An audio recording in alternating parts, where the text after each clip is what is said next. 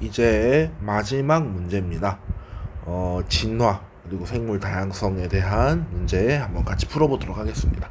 자, 이 단원에서는 중요한 것들이 몇 개가 있었는데 여러분이 제일 헷갈릴 만한 게 앞부분은 솔직히 헷갈릴 게 없어요.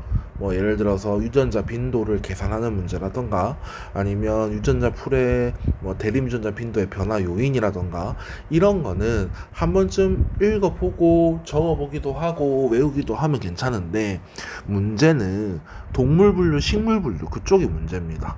그쵸? 그래서 그거는 문제나 기출 문제를 보면서 여러분들이 좀 문제를 풀어주셔야 돼요. 아셨죠? 자, 그럼 보기 봅시다. 보기란다. 죄송해요. 문제 한번 볼까요? 자, 지금 몇 번까지 있냐면 1번부터 7번까지 7문제가 있습니다. 선생님이 해설을 해줄 테니 한번 같이 따라와 보세요. 자, 1번. 자, 다음은 어느 지역의 대기 오염 및 후추 나방에 대한 자료입니다. 자, 지금 생물 종이 하나 나오죠? 후추 나방이라고.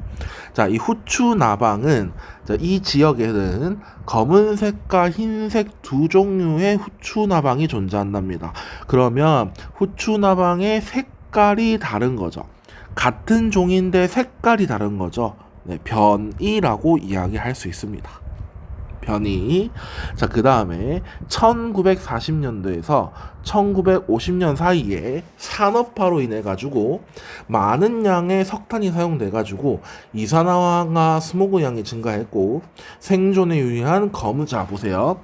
이러한 이산화황화 스모그 양이 증가한 그러한 상태에서는 즉 다시 말하면 석탄을 많이 사용한 상태에서는 생존에 유리한 검은색 후추 나방의 비율이 증가했다. 네, 검은색 후추 나방의 비율이 증가했대요. 뭐를 많이 썼을 때? 석탄을 많이 썼을 때. 자, 그 다음에 1960년에서 1980년 사이에 도시 공기 정화 운동이 일어났답니다. 공기 정화 운동이 일어났대요. 그러면 석탄을 많이 사용한 시기와는 반대겠죠. 그럼 당연히 상태가 요거와는 반대 상황, 즉 검은색 후추 나방의 비율이 점차 증가했던 상황과는 다른 상황이겠죠. 그럼 당연히 어떻게 된다? 그 이산화황과 스모그의 양이 점차 산업화 전의 수준으로 감소했답니다. 아, 지금 이산화황과 스모그의 양이 점차 산업화 전의 수준으로 감소했다고 나와 있죠. 그럼 당연히 우리가 예측하기로는 검은색 후추 나방의 비율이 줄어들 것이라고 예측할 수 있는 것이고, 그거를 확인하기 위해서 그래프가 나와 있는 건데, 잘 보면 여기 지금 검은색 후추 나방 비율이 높았다가 점차 줄어들고 있는 거 보이죠? 그럼 다른 말로 얘기하면 지금 검은색과 흰색 후추 나방이 있다고 했으니까 흰색의 비율이 점차 올라간다는 걸 확인할 수 있습니다. 이해되나요? 그러면 이렇게 이야기를 할 수 있겠죠.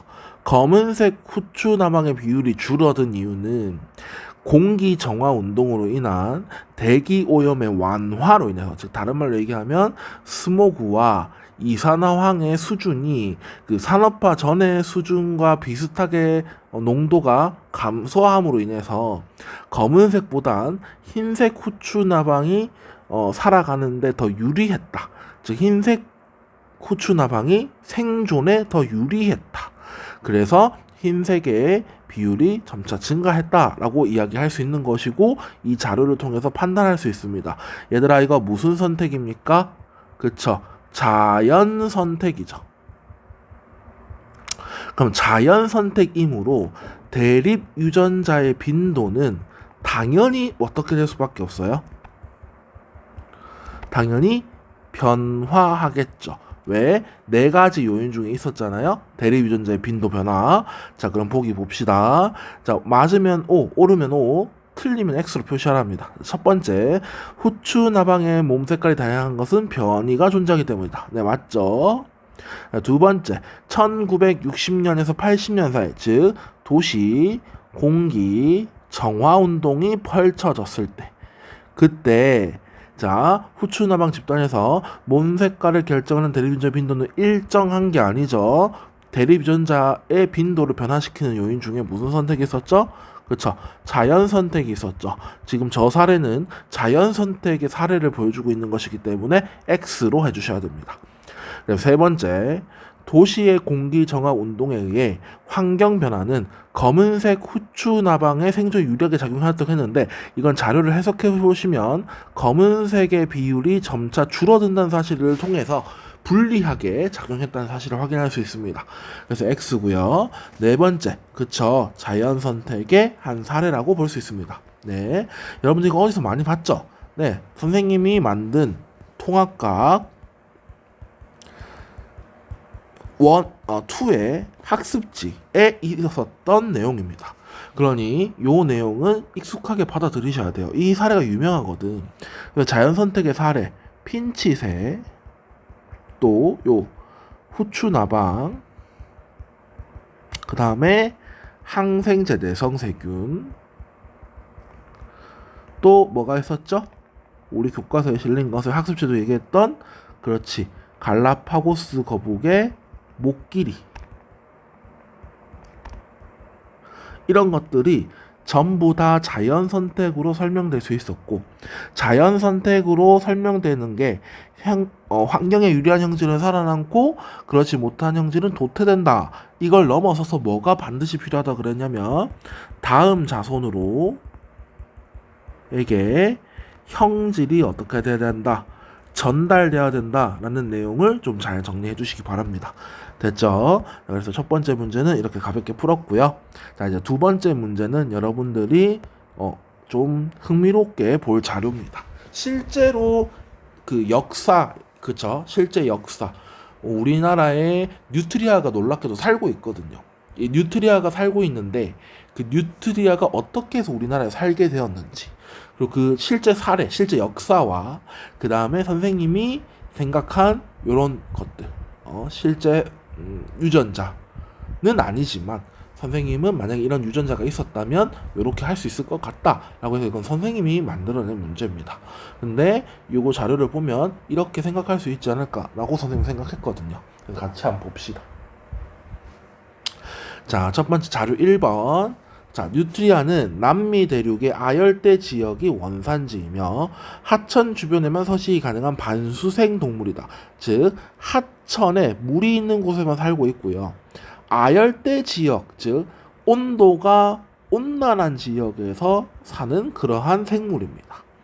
근데 이 원래 뉴트리아가 우리나라에 서식하지는 못했어요. 왜냐면 서식을 하려면 남미를 건너와야 되잖아. 그럼 바다를 건너야 되는데 사실상은 불가능하거든요.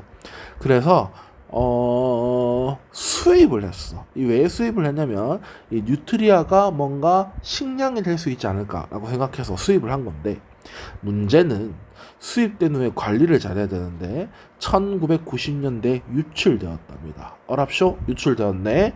그러면 우리 자연환경에 잘 적응하면 살아남는 거고, 그러지 못하면 도태되겠죠. 자, 그래서 그림은 1월 한반도, 자, 1월 달이야, 겨울이지, 한겨울이지, 한반도 남쪽의 평균 기온도를 나타낸 것이며, 현재 낙동강 남쪽 수계에 제한적으로 뉴트리아가 분포한대요. 자, 여기 보십시다.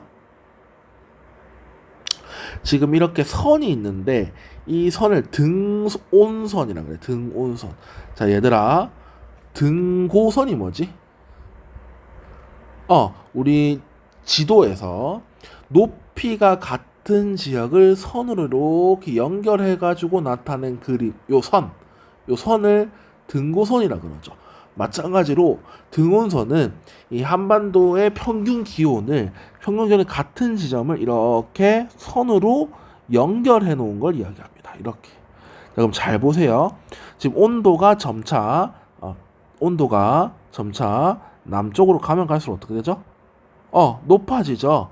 그러니 낙동강의 남쪽 지역에 있는 겁니다. 이해가 될까요? 그쵸? 왜? 온도가 온난하니까. 왜? 뉴트리아는 온난한 곳에서 산다 그랬거든요. 그래서 이 낙동강 남쪽 주변에 살고 있습니다. 네, 여기 보면 부산도 있죠. 네, 살고 있어요. 자, 그 다음에 자료 2번을 봅시다. 자, 이 뉴트리아 같은 경우에는 내한성과 관련된 대립 유전자 라즈비와 스몰비를 가진대요. 추운 환경에 잘 적응하기 위해서 필요한 그런 유전자를 라지 B와 스몰 b를 가지고 있대요. 그다음에 표는 이 낙동강에 살고 있는 누트리아 개체군 X에서 1000마리를 포획했답니다. 그럼 총 몇 마리입니까? 총 1000마리입니다. 자, 그래서 이 대리운전 라지 B와 스몰 b를 확인한 결과 이렇게 분석이 됐답니다. 자, 그러면 라지 B는 스몰 b에 대해서 우성이랍니다. 오케이, 라지 B는 스몰 b에 대해서 우성이다. 여기서 필요 없는데 일단 봅시다. 문제 첫 번째, 자료 2를 활용해서 대리변자 라지 B와 스몰 b의 빈도를 각각 구하라고 합니다. 자, 그럼 우리 익히 많이 해봤죠? 자, 유전자 풀에서의 대리유전자 빈도를 구하는 겁니다. 결과적으로 우리는 다음과 같은 상황을 생각할 수 있겠죠. 라지 B의 빈도를 P, 스몰 b의 빈도를 Q라고 했을 때, 자, P는 이렇게 계산할 수 있겠죠?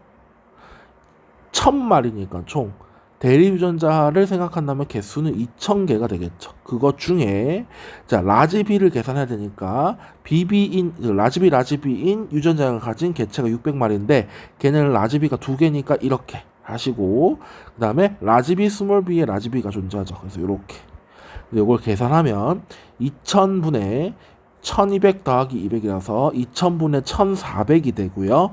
이거를 약분하면 1000분의 700이 돼서 0.7이라는 숫자가 나옵니다. 그럼 Q를 한번 계산해 볼까요? 자, Q는 방법이 두 가지죠. 첫 번째는 우리가 익히 알고 있는 계산식에 따라서 계산하는 거죠. 2000분의 자, 2000분의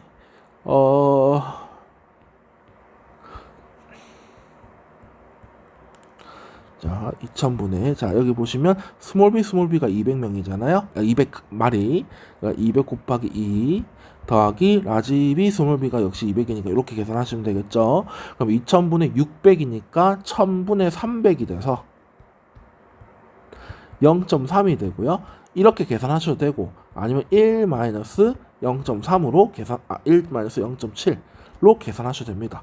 왜냐하면 P 더하기 Q는 얼마니까요? 1이니까요. 그래서 이렇게 계산하시면 되겠죠. 그래서 이렇게 0.7, 0.3으로 여러분들이 계산을 마치시면 되겠습니다.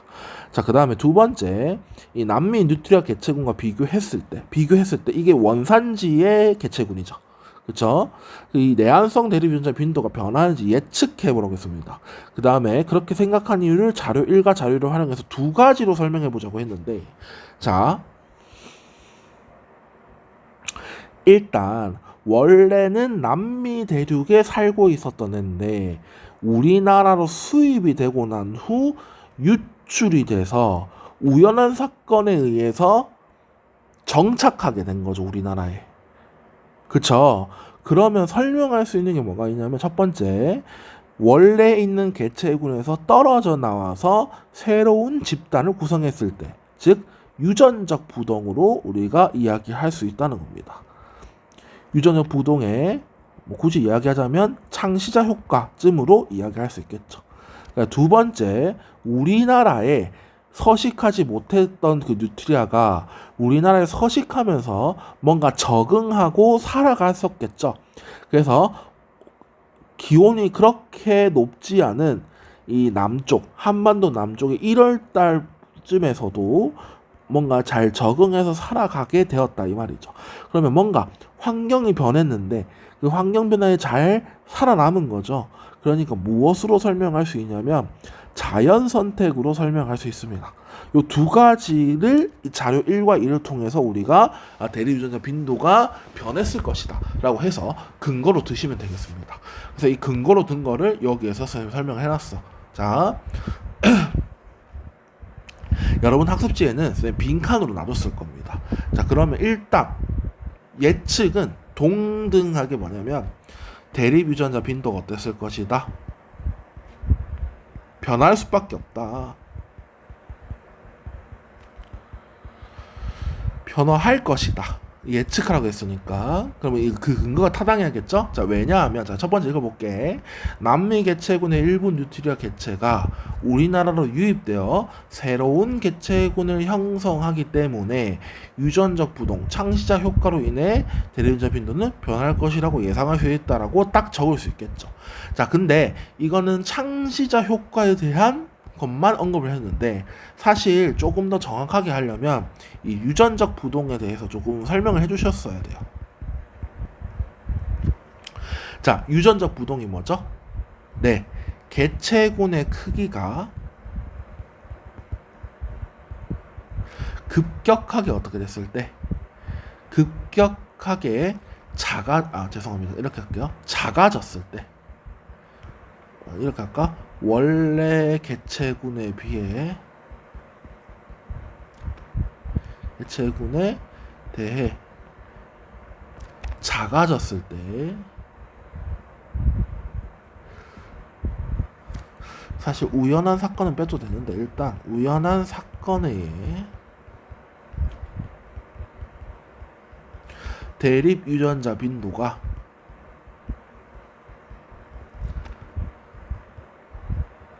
급격하게 변하는 경우 이거를 창시자가 아니라 유전적 부동이라고 하고 이 유전적 부동의 종류 중에 창시자 효과가 있는데 이 창시자 효과는 원래 개체군이 있었는데 그 개체군의 일부가 떨어져 나오면서 자연스럽게 개체군의 크기가 줄어들면서 그러면서 이제 대립유전자 빈도가 변하는 것을 창시자 효과라고 합니다. 그래서 엄밀하게 이야기하려면 요 유전적 부동을 이야기해주고 이 개체군의 크기가 줄어든 것은 원래 있던 개체군에서 떨어져 나와서 새로운 지역에 정착하기 때문에 그 때문에 개체군의 크기가 줄었다라고 설명하면 아주 적절하게 설명하는 겁니다. 그래서 일단은 선생님이 그냥 간단하게 이렇게 한번 적어봤고요. 두 번째, 유전자 빈도가 변하는 요인을 자연 선택으로 이야기할 수 있다 그랬죠. 그러면 이렇게 이야기할 수 있겠죠. 변할 수밖에 없다. 왜냐하면 남미 개체군의 일부 뉴트리아 개체가 우리나라로 유입되어 우리나라의 추운 환경에 잘 적응한 개체가 그러지 못한 개체보다 많이 살아남아서 자신의 형질을 자손에게 남기는 자연선택 과정으로 이 대리유전자 빈도를 변화하는 것을 설명할 수 있기 때문이다 라고 정리하시면 되고 당연히 라지비가 내한성 유전자의 우성이라 했으니까 이렇게 됐는데 얘의 빈도가 점차 높아지겠죠. 그래서 조금 더 추운 곳에 잘 적응하는 그 뉴트리아가 살아남고 그러한 형질을 자손에게 전달하다 보니 우리나라의 그 비교적 추운 날씨에 잘 적응한 것이다 라고 설명할 수 있을 것입니다. 그래서 이렇게 두 가지로 설명할 수 있고요. 이 자료는 선생님이 직접 만든 거라서 네, 좀 잘 봐두셨으면 좋겠고 특히 이 위에 건 사실이거든요. 위에 있는 거는. 근데 자료 1번은 진짜 사실이고요. 자료 2번은 선생님이 이러지 않았을까라고 생각해봤고 선생님이 직접 만든 문제입니다. 한번 생각을 해볼 수 있지 않을까. 어려운 내용도 아니고요. 이 두 개는 여러분들이 진화의 요인을 잘 알고 있고 학습했느냐로 정리를 할 수 있겠습니다. 네, 요거를 이제 잘 풀 수 있다면 잘 정리하신 겁니다. 됐죠? 자, 그 다음에 이제 100페이지, 마지막 페이지 봅시다. 자, 3번에, 자, 표는 생물 A에서 D에서, 자, 4가지 특징의 유무. 자, 4가지 특징의 유무. 지금 뭔가 특징이 4가지가 있네. 자, 이제 여기서부터 이제 분류가 들어갈 건데요, 얘들아. 분류. 이 분류는 당연히 동식물을 조금 더 중점적으로 봐야 되긴 하나, 사실 이거 전에 뭐가 있었죠? 삼역 6개 분류가 있었죠. 그것도 좀 잘 봐두셔야 됩니다. 이 삼역 6개는 다른 그 5개의 분류와 달리 5개는 뭐 생물의 특성이라던가 세포의 특성이라던가 외형적인 특징 이런 것들 가지고 분류를 했는데 삼역 6개 분류는 바로 라이보솜 RNA의 염기 서열을 분석해서 그런 것이다. 그리고 쌤이 왜 이 라이보솜 RNA를 쓴다고 했어요? 모든 생물이 다 가지고 있는 세포 소기관이 있거든. 라이보솜을 모두 가져요. 모두 라이보솜이 있고 이 라이보솜의 구성 요소 중에 뭐가 있냐면 단백질과 rRNA가 있거든요. 그래서 얘 염기서열을 가지고 분석하면 거의 모든 생물들을 유형 관계를 분석할 수 있기 때문에 이거대로 분류를 했더니 5개가 아니라 3형 6개로 두는 게 더 타당하겠다라고 해서 이런 분류 체계가 나왔다라고 했죠. 그리고 그 다음에 이제 분류를 이제 여러분 이제 동식물을 기준으로 해야 되는데 일단 그런 걸 하기 위해선 각각의 동물, 각각의 식물이 어느 문에 들어가는지를 기억을 해주셔야 됩니다. 자, 갯지렁이는 무슨 동물이죠? 네, 환영동물이고요. 말미잘은요, 자포동물, 진해는 절지동물, 창고기는 척삭동물. 그쵸? 이렇게 정리할 수 있습니다. 척추동물 중에 척삭동물. 자, 그럼 여기 보세요. 이제 구분을 하셔야 돼요. 자, 탈피를 한다고 했는데 동물의 분류 체계 중에 탈피 동물은 뭐랑 뭡니까? 선형동물이랑 환형동물입니다. 라고 하면 틀리죠. 선형동물과 절지동물입니다, 얘들아. 기억하셔야 되고, 원구가 학문이 되는 건 후구동물 이야기하는 거죠. 후구동물은 뭡니까? 극피동물과 척삭동물, 척추동물이고요. 네, 몸의 대칭성은 방사대칭. 자, 방사대칭은 3배엽성 동물은 전부 다 해당됩니다. 그럼 보세요. 자, 탈피를 하는 게 뭐밖에 없죠? 선형동물과 절지동물밖에 없죠. 근데 이 제시된 4가지 동물 중에 선형동물이 있습니까? 없죠. 그래서 탈피를 하는 동물은 절지동물, 즉 진해가 됩니다. 다 봤더니 D가 O네요. 그러면 얘가 진해겠네. 오케이. 자, 그 다음에 원구가 항문이 된다. 자, 항문이 되는 거, 즉 후구동물인 거는 뭐밖에 없어요? 창고기밖에 없죠. 그럼 C가 뭐가 됩니까? 네, 창고기가 됩니다. 그래서 다시 정리하자면 A, B가 이제 남은 거 환영동물과 절지동물이 아니라 자포동물이겠죠. 환영, 자포, 즉 갯지렁이, 말미잘입니다. 자, 그러면 일단 탈피를 하는 건 절지밖에 없으니까 이렇게 정리할 수 있겠지. 네, 원구가 항문이 되는 건 진해는 아니고요. 창고기 맞고요. 그럼 A, B 중에 여러분이 구분하셔야 되는데, 자, 말미잘은 자포동물이고요. 자, 3배엽속 동물이 방사대칭 동물이죠. 그러니 말미잘은 방사대칭이 맞아요. 말미잘은. 근데 나머지 동물, 환영동물, 절지동물, 척추동물, 그죠? 갯지렁이, 진해, 창고기는 방사대칭이 아니라 좌우대칭입니다. 그러면 지금 X라고 되어 있죠. 그러면 B가 남은 하나, 3배엽성 동물 중에 하나인 갯지렁이가 되고 A가 말미잘이 됩니다. 이렇게 되겠네요. 자, 이렇게 정리가 가능하고, 그럼 정리를 이제 표를 완성해 보면 원구가 항문이 되는 것은 창고기 빼고는 전부 다 아니라 그랬죠. 그래서 이렇게. 네, 방사대칭. 자, 자포동물은 방사대칭이 맞습니다. 근데 나머지는 이렇게 되겠죠. 그래서 이렇게 정리할 수 있고, 가는 뭐가 들어갈지 모르겠지만 나머지 동물의 공통점이 들어간다고 보시면 되겠습니다. 자, 그럼 여기 봅시다. 자, A와 B는 모두 O다. A가 O가 아니죠. X고요. 그 다음에 니은번에 B와 D. 자, B가 뭐죠? 환영동물이고요. D는요? 절지죠. 자, 환영동물과 절지동물의 공통점은 체절이 존재한다는 것입니다. 그래서 니은번에 동그라미. 자, 디귿번에 배엽을 형성한다는 가에 해당한다. 자, 갯지렁이, 창고기, 진해는 전부 3배엽성 동물이고요. 말미잘은 자포동물이긴 하나 배엽을 형성합니다. 중배엽을 빼놓고는 다 형성하기 때문에 맞죠. 답이 니은 디귿해서 4번 골라주시면 되는 문제입니다. 자, 이거는 가장 기본적인 동물의 분류 방법이었고요. 특히 구분하는 거, 기준이 되는 거, 공통점, 차이점 구분하는 건 잘 보셔야 됩니다. 아셨죠? 자, 그 다음에 4번 봅시다. 자, 그림은 종 A가 2회 종분화 과정을 통해서 종 B와 종 C로 분화하는 과정을 나타내는 것이고, A와 C는 서로 다른 생물학적 종이다. 자, 선생님이 개통수 설명하면서 학명 설명하면서 종의 조건에 대해서 이야기했어요. 같은 종이라고 불리우려면 첫 번째 자연교배가 가능해야 되고요. 두 번째 또 뭐가 가능해야 됩니까? 네, 자손이 생식 능력이 있어야 돼요. 자손이 생식 능력이 있어야 됩니다. 요거 두 가지가 가능할 때 이 생물은 같은 종이다라고 부를 수 있는데, 잘 보면 섬에 한 종이 살았어요. A종이 살았어요. 근데 A종의 중간에 산맥이 형성돼서 더 이상 교류를 하지 못합니다. 즉 지리적으로 격리되었어요. 지리적으로 격리되고 나서 봤더니 지금 밑에 부분, 위에 부분이 세모로 바뀌었네요. 그럼 얘가 B종이 생긴 거죠. 그 다음에 섬이 이제 지각 변동에 의해서 섬이 분리된 거야. 그랬더니 C종이 이렇게 생긴 거죠. 자, 종 A, 종 B, 종 C 순으로 지금 종 분화가 일어난 겁니다.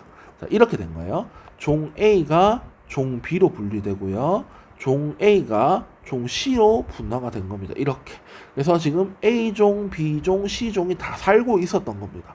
살고 있는 겁니다. 어디에서? 마지막에서. 그럼 여기 보기 보십시다. 이 가이출이 없다고 그랬죠. 그러면 여러분들 뭐가 없는 거냐면 유전자 흐름이 있는 겁니까? 없는 겁니까? 유전자 흐름이 없는 거죠. 됐죠? 자, 그럼 기억법 봅시다. A는 B와 생식적으로 격리되어 있다. 자, 여기 이 말 뜻, 생식적으로 격리되어 있다는 말 뜻은 A와 B가 같은 종이라면 똑같은 종의 자손을 태어나게 해야 되는데 자손이 안 태어나는 겁니다. 태어나지 않는 겁니다. 자, 근데 선생님 뭐라 그랬죠? 생물학적 종, 서로 다른 생물학적 종이라고 나와 있죠. 같은 종이려면 자연교배, 즉 자손이 태어나야 되는데 그것 자체가 안 되는 겁니다. 그래서 생식적으로 격리되어 있다는 것이 많습니다. 다른 종이라고 했으니까요. 두 번째, 니은번에 A의 유전자 풀은 C의 유전자 풀과 같다 그랬는데 다른 종이면 절대로 같을 수가 없고요. 또 다른 종이라고 해도 이미 지금 잘 보시면 섬이 또 분리되고 격리되고 그래서 이 다른 종으로 분화됐기 때문에 결과적으로 같을 수가 없습니다. 다른 종이라면. 그다음 디귿번에 산맥 형성 이전이 아니라 산맥이 형성되고 난 후에 B종이 생겼으니 산맥 형성 이전이라고 하시면 안 됩니다. 답은 1번으로 골라주시면 되는 그러한 문제입니다. 이 문제는 생물학적 종에 대한 개념을 정확하게 알고 있느냐로 여러분들이 정리를 하시면 되겠습니다. 됐죠? 자, 그다음 5번 봅시다. 자, 이제 점점 조금 더 어려워지고 있습니다.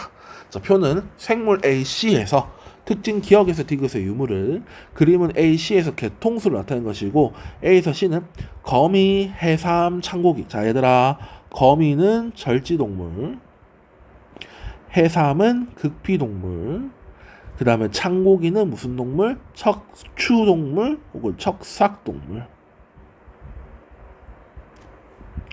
아, 죄송해요. 선생님이 지금 앞에서 또 척추라 그랬죠. 자, 요거 척삭입니다. 맞죠? 척삭 맞죠? 자, 혹시 모르니까 맞죠? 죄송해요. 선생님이 지금 착각했네. 척삭동물. 자, 그러면 창고기는 척삭이라고 적을게요. 척추라고 해. 맨날 쌤이 헷갈려 여기가. 그러니까 나도 헷갈리는데 여러분들은 정신 바짝 차리고 공부해야겠지. 선생님이 척추만 너무 익숙하진 나머지 척삭동물인데 척추동물이라고 계속해서 부르는 거지. 쌤 계속 그랬었는데 아이고 죄송합니다. 어쨌든 위에 창고기도 척삭동물, 밑에 동물도 척삭동물이라고 하시면 되겠습니다. 자, 그러면 이렇게 해놓고 우리가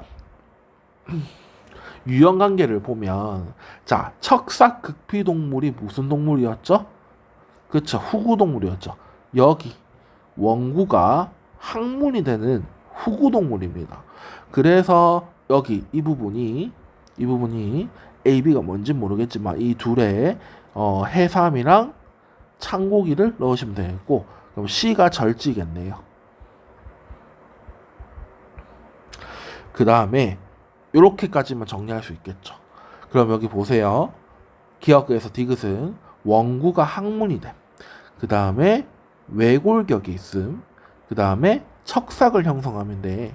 자, 원구가 항문이 되는 것은 A와 B입니다. 그럼 A와 B에 동그라미가 그려져 있는, 즉 동그라미가 그려져 있는 C는 절지동물이 확실하고요. 그럼 여기 예시를 들어야 되니까 절지가 거미죠. 거미가 확실해요. 자, 그러면 두 개가 동그라미가 그려져 있는 거. 원구가 항문이 되는 거는 이제 거미가 아니라 해삼이랑 창고기죠. 그럼 해삼과 창고기가 A, B잖아요. 그럼 A, B에 동그라미가 두 개 그려져 있는 거는 기역밖에 없죠. 그러니까 기역이 원구가 항문이 됨이라고 정리할 수 있습니다. 됐나요? 자, 그 다음에 그럼 C는 당연히 X겠죠? 자, 그 다음에 니은번과 디귿번이 나왔는데요. 자, 니은번과 디귿번에 자 C를 잘 보십시다. C를 보면 C에 O가 그려져 있는 게 디귿밖에 없죠. 그럼 디귿의 특징을 가진, 즉 이 세 가지 특징 중에 절지동물만 가지는 특징, 그쵸? 외골격이 있는 겁니다. 개도 딱딱하죠. 바닥까지도 딱딱하죠. 그쵸? 그래서 외골격이 존재합니다. 무슨 동물이? 절지동물이. 거미도 우리가 너무 강해서 이렇게 쭉 누르면 거미가 툭 하고 힘없이 빠직하고 죽는 거지. 사실 거미나 곤충이나 개류라던가 새우라던가 이런 것들은 전부 절지동물이고요. 얘들은 외골격을 가지고 있습니다. 따라서 디귿이 뭐가 된다? 디귿이 외골격이 있습니다. 그럼 나머지 니은이 남은 특성인 척삭을 형성함이 되겠습니다. 됐죠? 그러면 이제 표를 보시면 물음표에 여기 나머지 물음표에는 당연히 X가 들어가겠죠. 그리고 니은번을 봤더니 척삭을 형성하는 게 A밖에 없죠. 자, 해삼과 창고기 중에 척삭을 형성하는 건 그쵸, 창고기입니다. 따라서 A가 창고기고요. B가 남은 거 해삼이 되겠죠. 네, 이렇게 정리하고 들어가 봅시다. 자, 봅시다. 기역번에 동그라미 기역은 척삭을 형성합니다. 아니, 원구가 항문이다 라고 정리해 주셔야 되고, 니은번에 C는 탈피동물에 속한다. 자, 탈피동물에 속하는 거는 선형동물과 절지동물입니다. 그럼 C는 절지동물이니까 당연히 탈피를 하는 게 맞죠. 자, 그 다음에 디귿번에 해삼과 창고기의 유형관계는 해삼과 거미의 유형관계보다 가깝죠. 왜? 해삼과 거미의 공통조상보다 해삼과 창고기의 공통조상이 더 최근에 공유되기 때문이죠. 따라서 디귿번은 뭐다? 맞죠? 해삼과 창고기 유형관계가 거미보다는 더 가깝겠죠. 그래서 답은 4번 골라주시면 되는 문제입니다. 네, 이렇게 정리하시면 되겠고요. 자, 그 다음에 이제 6번 가보겠습니다. 자, 6번에 진화의 요인 AC. AC는 돌연변이, 병목효과, 창시자 효과. 자, 병목효과, 창시자 효과는 유전적 부동입니다. 그쵸? 그러면 우리 한번 봅시다. 유전자 풀의 변화형이다. 세 가지 다 해당되죠. 그러면 여러분 딱 봤을 때 전부 다 동그라미 나오는 특성은 그렇죠. A가 동그라미가 되고 디귿이 얘가 들어보면 되겠죠. 그렇죠. 문제에서 A는 동그라미에다가 맞으니까 니은은 정답입니다. 그러면 니은이 정답이니까 안 들어가는 1번과 2번은 지우셔야겠죠. 됐나요? 자, 그 다음에 다른 것도 봅시다. 유전적 부동의 한 형상이다. 이거는 병목이랑 창시자 효과가 되는 거죠. 그쵸?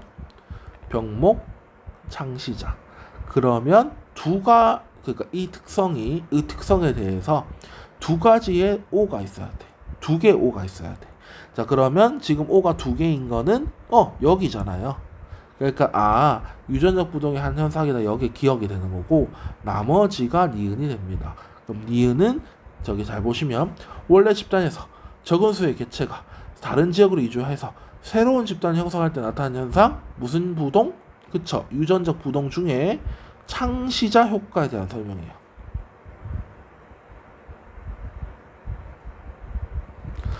이해되나요? 창시자 효과에 대한 설명.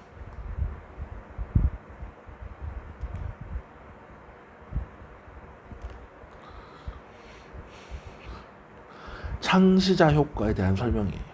그러니까 하나만 O가 되어 있는, 니은에 O가 되어 있는, 즉 요 A가 바로 창시자 효과고요. 그 다음에 유전적 부동의 한 현상은 두 가지니까 기억에 나머지 B가 뭐가 됩니까? 네, 병목 효과.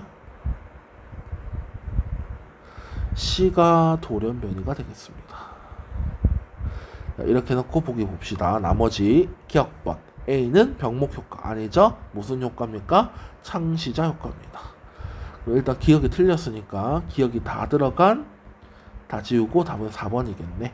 그래서 이렇게 정답을 정리하되고 기억은 창시자 효과고 창시자 효과는 유전적 부동의 한 현상이라고 했죠. 그래서 답이 4번 골라주시면 되는 그러한 문제였습니다. 네, 좋습니다. 자, 이제 조금만 숨을 조금 고르고 이제 7번 마지막 문제 풀어보도록 하겠습니다. 자, 7번에 표는 진화 요인 AC의 특징을 나타낸 것이다. AC는 돌연변이 병목 효과 자연 선택을 순서 없이 나타낸 것이다 라고 정리되어 있습니다. 자, 진화 요인 A, B, C 특징 나와 있습니다. 자, 그럼 읽어볼게요. 자, 집단에서 대립 유전자의 DNA 염기 서열의 변화가 생긴대요. DNA 염기 서열의 변화가 생기는 거 있을 수 있죠. 그래서 새로운 대립 유전자가 나타나는 거. 이 세 개 중에 뭐가 됩니까? 그쵸, 돌연변입니다. 자, 그 다음에 B. 여기서 B에서 핵심은 그 대립 유전자를 가진 개체가 그러지 않은 개체보다 생존과 번식에 유리하다. 더 많은 자손을 남긴다. B가 자연 선택. 그리고 기억에 들어갈 건 유전적 부동 중에 병목 효과가 들어가시면 되겠죠? 자, 그럼 보기 봅시다. 기억번에 A는 돌연변이다. 맞고요. 니은번에 B는 유전적 부동의 한 현상이다. 아니죠. B가 아니라 C가 유전적 부동의 한 현상입니다. 디귿번 원래 집단에서 적은 수의 개체가 다른 지역으로 이주하여 새로운 집단을 형성할 때 나타난다는 기억에 해당한다라고 했는데 아닙니다.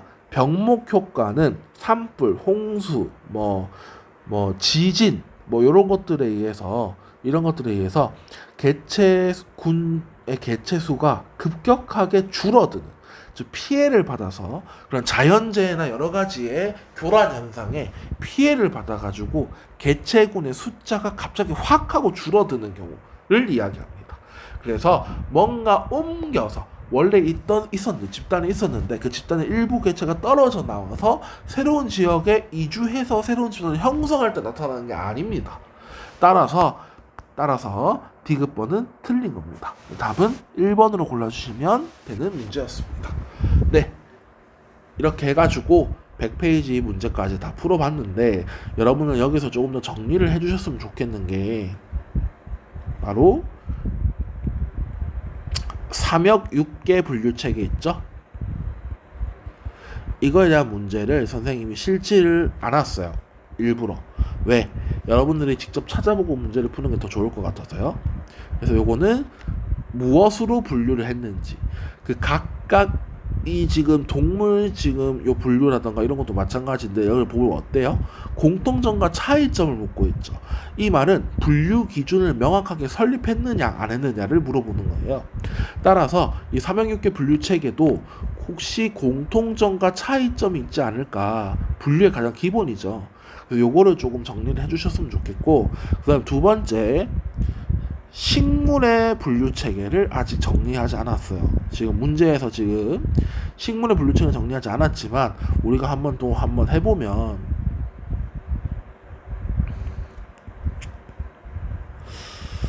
또 틀리지 않은 거 모르겠다. 잠깐만 조금 정리를 할게요. 요렇게 되거든요. 지금 개통수가. 자, 여기에 무슨 식물? 선태식물이 있고요. 그 다음에 여기 뭐가 있죠? 그쵸, 양치식물이 있고요.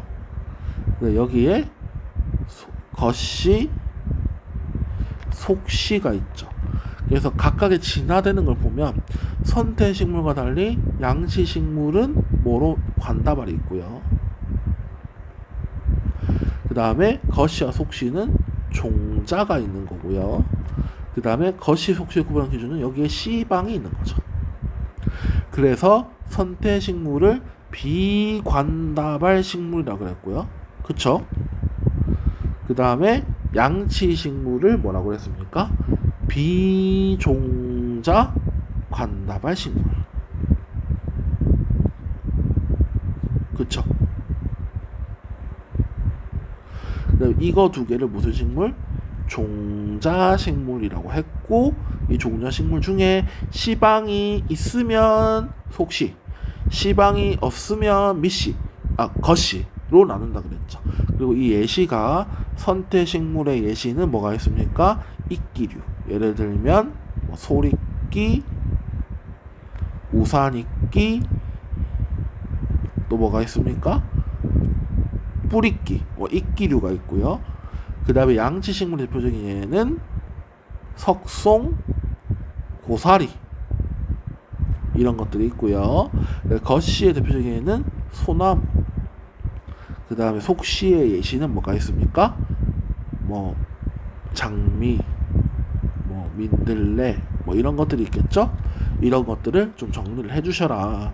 자, 식물의 분류체계 분류 기준은 뭐가 있습니까? 관다발의 유무가 있고요. 그 다음에 종자의 유무가 있고요.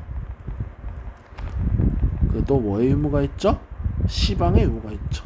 요 세 가지가 분류 기준이 된다라는 사실을 요 개통수를 통해서 정리를 반드시 해주세요. 알겠죠? 정리가 필요합니다. 알겠죠? 네.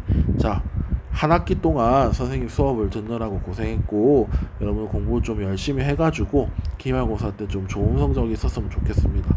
참고로 기말고사는 선생님 분명히 얘기했지만, 중간고사 치고 나서 수업이 들어갈 때 이야기했지만 어렵습니다. 내용이 어려울 수도 있고요. 또 외워야 될 게 많고요. 그래서 여러분들이 조금 공부를 빡세게 해주셔야 됩니다. 아셨죠? 네, 선생님이 수업 시간에 혹시 이 선생님 해설했던 문항을 다시 풀어줄 수도 있습니다. 그건 여러분들이 이해하지 못할까봐 선생님이 설명을 한 거니까, 선생님 수업 시간에 만약에 문제를 설명하면 잘 듣고요. 그 다음에 만약에 문제를 풀었는데 이해가 안 된다. 제발 아직 교무실이 지금 출입 금지 기간이긴 하지만 제발 선생님 좀 찾아오세요. 알겠니? 선생님 좀 찾아와라. 선생님은 질문은 언제나 환영입니다. 단 질문을 하러 왔는데 문제에 대한 고민도 하지 않고 그냥 선생님 이거 모르겠어요 라고 오면 선생님 그냥 돌려보냅니다. 아셨나요? 선생님한테 질문을 하는 학생은 적어도 고민을 해온 흔적이 보였기 때문에 선생님이 질문에 답을 받아주는 겁니다. 내가 얘기했지, 여러분들 AI가 그렇게 많이 발달한 시기에서는 여러분들이 생각을 하는 힘이 굉장히 중요하다고요. 알겠니? 네, 이상 선생님이 잔소리였고요. 공부 열심히 하세요. 알겠죠? 네, 수업 시간에 그럼 뵙겠습니다. 안녕.